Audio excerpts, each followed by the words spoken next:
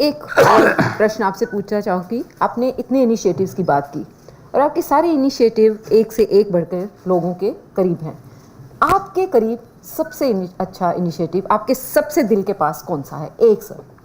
मेरे ख्याल से ये वाला जो महिलाओं को जो हमने ट्रैवल फ्री किया है, ये जो महिलाओं के लिए अपॉर्चुनिटीज खोल रहा है, this is simply amazing.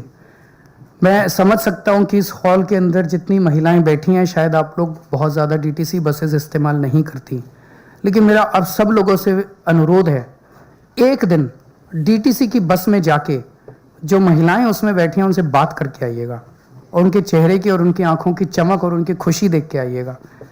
It's amazing. I think this is one of the best steps. And second is education. Obviously 16 lakh बच्चे पढ़ते हैं हमारे दिल्ली के सरकारी स्कूलों में।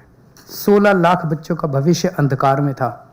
उन 16 लाख बच्चों का भविष्य अब वो सारे एस्पायर कर रहे हैं, उनकी उम्मीदें जागी है, उनके माँ बाप की उम्मीदें जागी है, मेरा बच्चा अब कुछ बनेगा।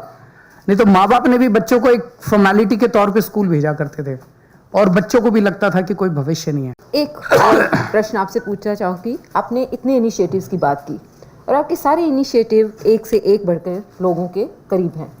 आपके करीब सबसे अच्छा इनिशिएटिव आपके सबसे दिल के पास कौन सा है? एक सर। मेरे ख्याल से ये वाला जो महिलाओं को जो हमने ट्रैवल फ्री किया है, ये जो महिलाओं के लिए अपॉर्चुनिटीज खोल रहा है, this is simply amazing.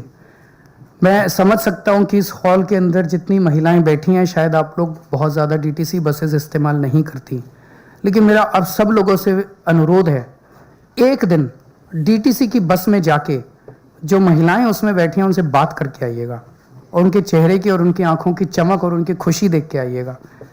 It's amazing. I think this is one of the best steps. And second is education. Obviously 16 lakh बच्चे पढ़ते हैं हमारे दिल्ली के सरकारी स्कूलों में। 16 लाख बच्चों का भविष्य अंधकार में था।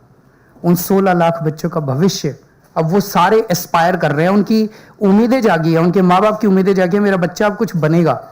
नहीं तो माँ बाप ने भी बच्चों को एक फॉर्मेलिटी के तौर पे स्कूल भेजा करते थे और बच्चों को भी लगता था कि कोई भविष्य नहीं है।